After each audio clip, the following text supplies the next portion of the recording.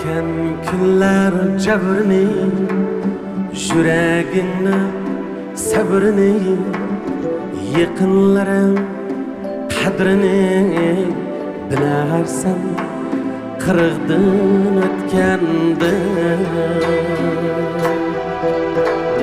Ötken günler cebrini, yüreğini, sabrini, yakınların kadrini bilersen, kırıkdın ötkendi. Rayhanlarning adrini, muhabbetning dardini, farzandingning baxtini bilersen, kırıkdın ötkendi. Haqni yozmas qalamni, xato bosgan qadamni, jonga botgan alamni bilersen, kırıkdın ötkendi.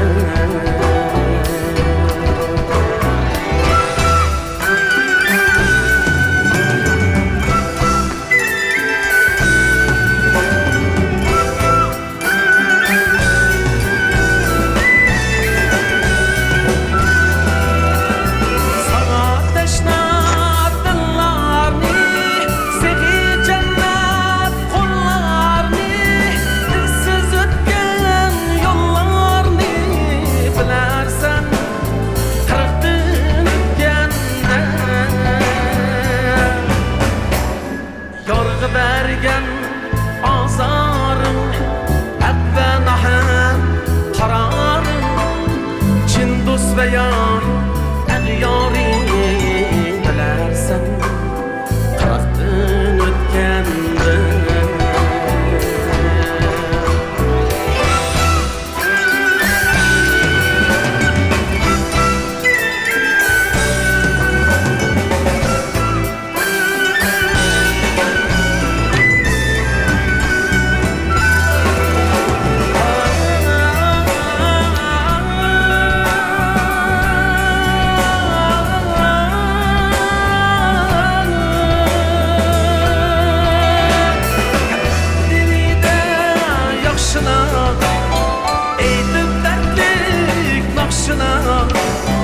Yürek bağrın tırnına bilersen, kırıkdın ötkendi.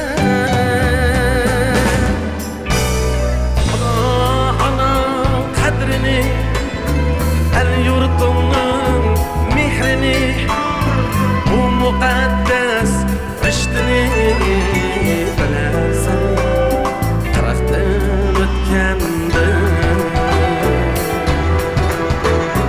Kalbim üzüm emir et, men nadanğa rahim et. Anam kadriga hamiya bilersen, kırıkdın ötkendi.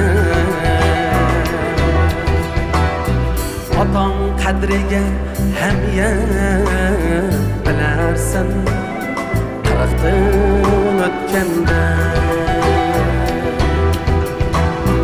Kırıkdın ötkendi.